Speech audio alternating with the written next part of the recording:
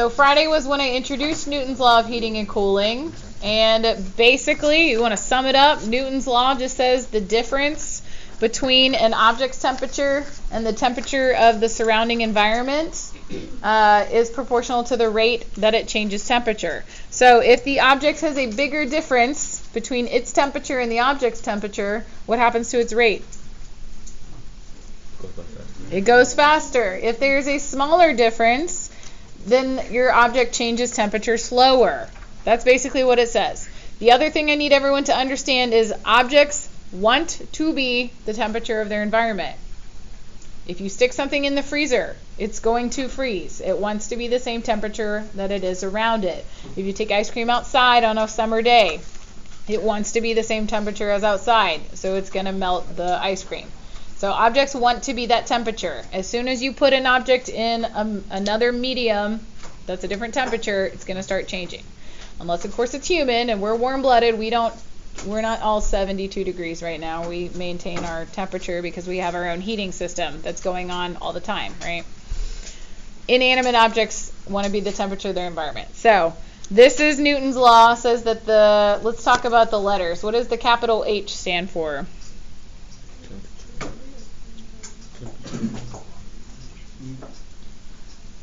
For any problem that we do, what does the big H represent? Yeah, it's the temperature of the object. Now that could be in Celsius, Fahrenheit, Kelvin. It could be in any unit, but it always represents the object's temperature. What does this capital T represent? That's the temperature of your surrounding medium or surrounding environment. The oven, the freezer, inside, whatever the surrounding environment is. Okay. What does little t represent? Little t is the time. And how about K? K is some constant that they give you in the problem or that you can calculate. All right, so, excuse me. On Friday, we put the yam in the oven, and it heats up according to this differential equation, according to Newton's law. You will have a question like this on the test. It will look very similar to this. It won't be a yam. It'll be some other mystery food with a different temperatures and times, but it will be very similar to this. You got to be able to tell me the temperature of the oven, the initial temperature of the food. You got to be able to determine the temperatures from these little data snapshots. We talked about how to find how fast the temperature is changing. There's two ways to do that. What was one of the ways?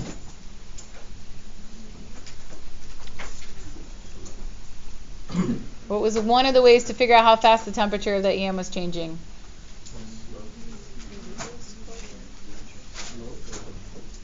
Okay, you're going here first. So we use the slope. That's the symmetric difference quotient, is the average rate of change. I told you if you ask me on the test, it's the slope, guys. I'm going to get a dab at you. So you need two temperatures and two times, which we just pull from this data. That gives you the average rate of change. How do I find the instantaneous rate of change? You're going to plug the temperature of the food into your differential equation. So we have to figure out what that was. We got it here. So after 10 minutes, here's the temperature of the yam. We plugged it in, and that gave us the rate of change. So you have to calculate both ways. Please make sure you use correct units, okay? We skipped the Euler's method, and I use Euler's method to approximate the temperature of the yam 10 minutes into the oven. You guys have had practice with Euler, so we just skip that. And then part E is asking us to solve this equation, so that's what we're going to pick up. We're going to solve this equation for H. We separated the variables, so dH over H minus 200 equals negative 0.027 dt. Now I can integrate both sides. Please show the integral symbol. I took 5 points off every question on the quiz that you did not put the integral symbols on both sides of your equation. That's the whole idea. We're integrating. So this guy becomes a log. This guy is linear. And then how do I get rid of the log? Everyone? Exponentiate. So that cancels here. And then I have H minus 200 equals e to the negative 0.027t plus C1. And then I can pull this apart and write this as C2 e to the negative 0.027t. Last step. What would be my last step here to get H by itself? Add the 200 over. E to the negative 0.027t plus 200. What do we call this solution? That's your general solution. That's the one with the C in it. Okay? Now, to calculate C, you need a point. So they told us on this problem that, where is it? H of 5 equals 42. So we need to write that down. H of 5 equals 42. H of 5 equals 42. That means the temperature of the yam 5 minutes into the oven was 42 degrees Celsius. So let's plug the 5 in for, what would we plug that in for? That's little t. And 42 is big H. Here you go. 42 equals C2 e to the negative 0.27. Sorry, that's 0.027. Times 5 minutes plus 200. Everybody should have a graphing calculator. Grab your graphing calculator, please. Next step. Subtract 200. 42 minus 200 is negative 158 equals C2e. If you multiply negative 0.027 times 5, you get negative 0.135. Make sure you're doing this with me because we're about to do a sticker question that you have to get correct before you can leave today. So let's make sure everybody knows what we're doing. All right. Then I'm going to divide by e to the negative 0.135.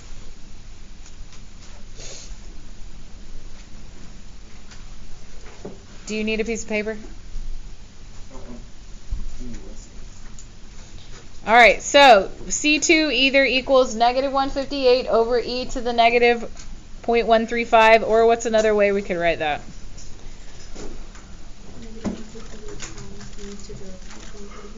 .135. You can bring this up and make it a positive. E to the positive 0.135. Okay, now we found C. What do we do with that?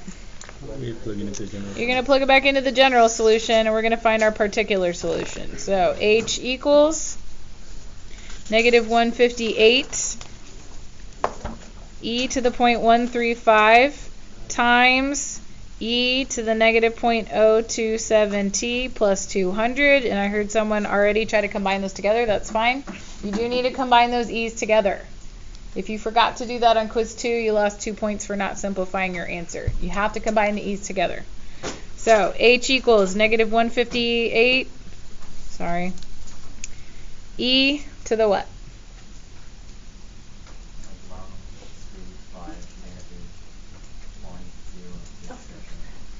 Yep, so you're just adding those together.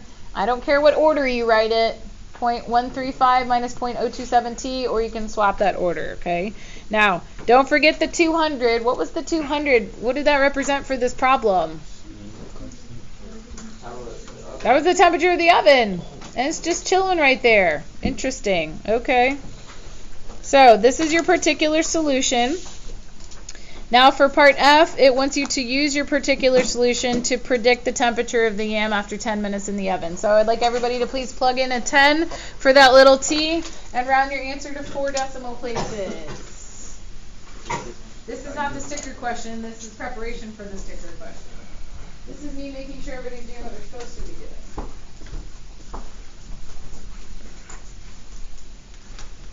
Are you okay?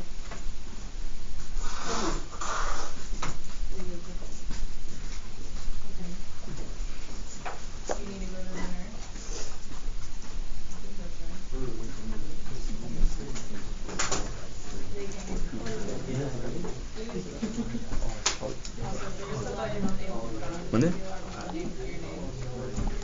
The reason you're not doing what we're doing? No, you're going to do this in class right now. You're going to try to make calculated. Give me a second. Sorry. I'm going to stop recording right now. That's going to be relevant. Is it for my students who are not physically present in class? 61.9. Share your answer with someone next to you. See if you got the same temperature. 61.9. Should start with a 6. Just 61 point.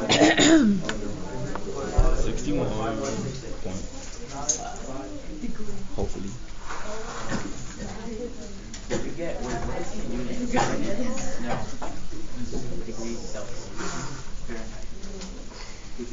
We're in Celsius for this problem, so I got 6. What'd you get? 61.9529. 9529.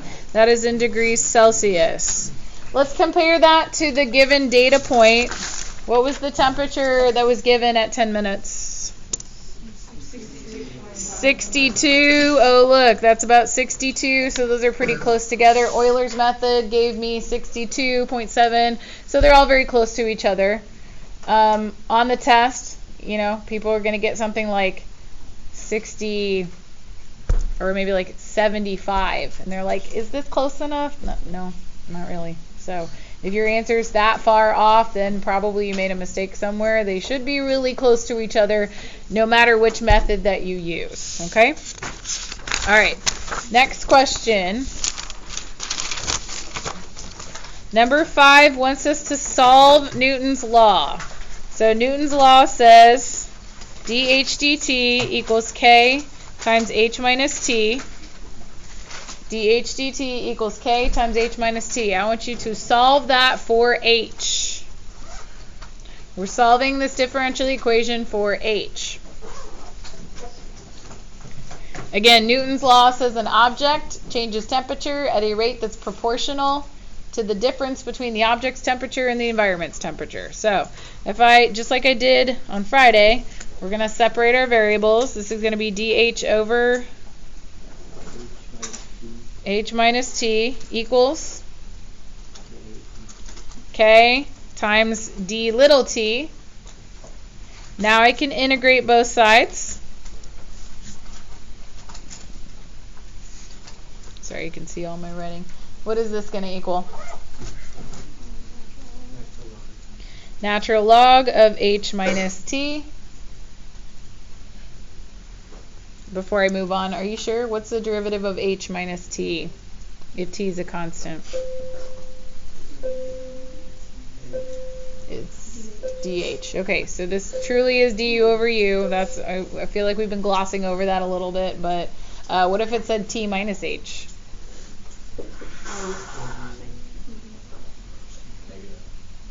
There would be a missing negative. There would be a negative dH that you would need to adjust, okay? This side, that turns into a linear. K little t plus c. Get rid of your log. What do we do to get rid of a log, everyone? Exponentiate. And those cancel. And so H minus T equals E to the KT plus C1. But we know that we can rewrite this as C2 times E to the KT. I don't know why I wrote that backward. All right, so then solving for H gives me C2 E to the KT plus big T. Now I didn't write a 2 because I want you to tell me, what does that look like? CE to the KT is what we use for population. Let's write it. For population, we use P equals CE to the KT. It is the same equation. What's the only thing that's different about this one? You're adding a big T. What does that big T represent? Temperature of what? The environment. It's the temperature of the environment. So really you only have one formula to memorize. You just have to remember that for the temperature problems, you have to add on the temperature of the environment. Yes? Why is it a C and not a C2? It's just a general solution. I mean, when we solve this, we can write C1 and C2, but there is just a constant C. So like here, it just says CE to the KT instead of saying C2. It's just a C. Okay. Now, if you memorize this, make a note. You're going to memorize this.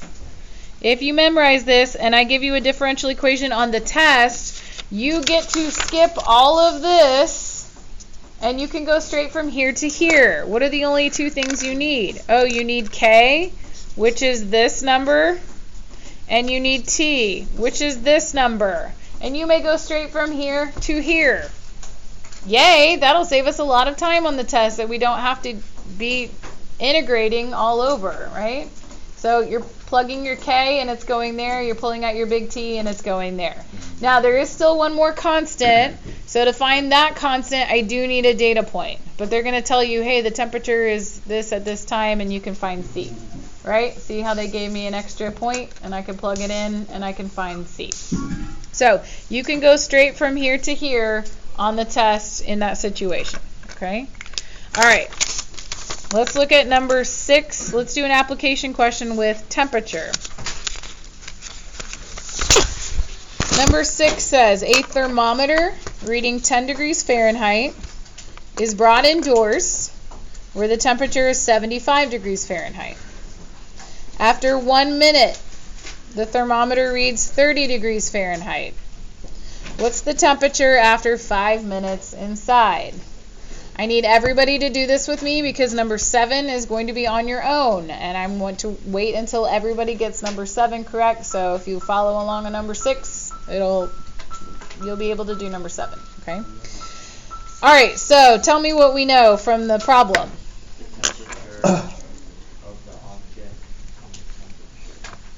Starting temperature. What's the 75 mean?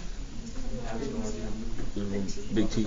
That is the temperature of my environment. That's my big T. Big T is constant for all of these problems. We are assuming that the oven or the freezer or the room is maintaining a constant temperature and is not changing. The thing that's changing is the temperature of the object, right? In this case, you're bringing a thermometer in from outside, 10 degrees Fahrenheit. Okay, it's winter. I bring the thermometer inside. So what does this 10 degrees represent? Which big H? That's your initial. That's your H naught, or that's your H when the time is what? 0. Okay, so starting temperature of the object. Now, 1 minute later, the thermometer reads 30. Y'all, what's happening to this thermometer? It's getting hotter. Increasing in temperature. Okay, right? It's getting hotter. It went from 10 to 30. So after 1 minute, the thermometer read 30. What was the temperature after 5 minutes? What should your answer look like in general? Yes, we know the unit is degrees Fahrenheit, but Higher than like Hotter than 30. what? Hotter than 30. It should, not only should it be a positive number, it should be hotter than 30 because it's increasing in temperature. And every year someone tells me that the food is frozen because they give me a negative temperature. No, your answer should be bigger than 30. I need everybody to use some common sense when they're doing these problems, right? It's getting warmer, so you should have an answer that's bigger than 30, okay? All right, let's make a table. We're comparing time for this problem is in minutes to the temperature of my thermometer, which for this problem is in Fahrenheit, I believe. What's my initial temperature? 10 degrees Fahrenheit, so that's when my time is 0. What else do I know? 130. At 1 minute, the temperature is now 30. What am I looking for? A time or a temperature? Thermometer. I'm looking for the temperature after 5 minutes. Okay. So, we're going to take this formula that we memorized. What's the only number I know so far? I know big T is 75 degrees. So the temperature of my environment is 75 degrees. I plug that in first. Then we're going to find C. Can anyone tell me what C is? 10. It's not 10. It's not 85. 30. Nope. It is. How'd you get that? It's a good question. 10, 75 minus 10. This formula is different from the population formula because we're adding on the temperature of the environment. So your C value is not just going to be your initial temperature. It's going to be your initial temperature, what? Minus your environment temperature. So negative 65 equals C. All right. Excuse me. Now we're going to plug that in, and now I have H equals negative 65 e to the kt plus big 75. Now I'm going to find K. Everyone, I need your K value to be exact. It should have a log in it. We're going to use the second data point to find K.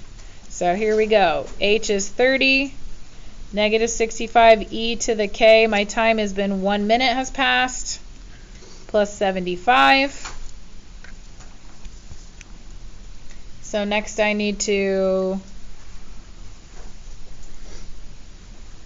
so I'm solving for K. Subtract 75, 30 minus 75 is negative 45, equals negative 65 e to the K. K times 1 is K. Next, divide by negative 65. Can y'all reduce that in your head? They're both divisible by 5. 9/13 equals e to the K. So K is going to equal the natural log of 9/13. Again, please keep it exact. Don't use a decimal here. Your final answer will be different than mine if you try to round too soon. Okay, plug it all in. We have H of little t equals C, negative 65, e to the kt. Here's your K. We're multiplying that by t, so t natural log of 9/13 plus 75 is your big T.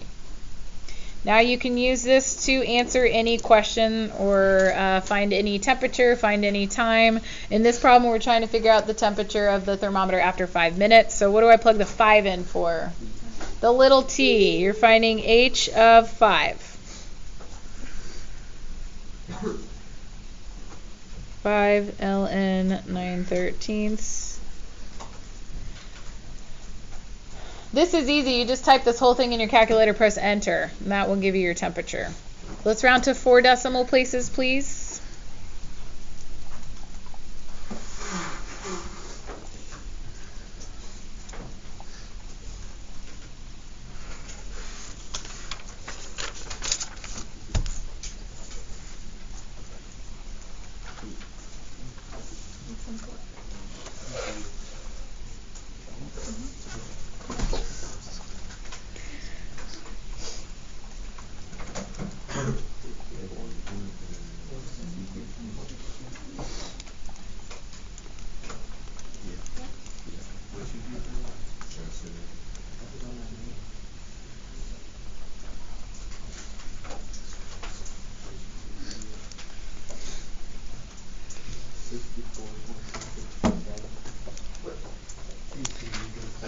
Inevitably, somebody will give me this answer on the test, and they'll tell me the temperature is negative 10 degrees Fahrenheit.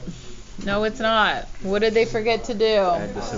They forgot to add the 75. Now, that answer is reasonable because now my thermometer is starting to approach the room temperature. After 5 minutes, it should be getting there. Okay? I don't want any frozen yams or whatever else we're cooking. It's going to be hot. It's not going to be a negative frozen temperature, okay? I got 64.6627 degrees Fahrenheit. Yes? Big boom. Okay. I would like you to do number 7. That is a sticker question. When you have the answer to number 7, you're actually going to bring it up to me. When it's correct, I'll give you the sticker, and I want you to pick up your 2 quizzes that you turned in last week. Can you put the question up on the board? We're on page 17 of your packet. Yeah, so could you put the question? We're on number 7, page 17 on your packet. Uh-huh. Tell me.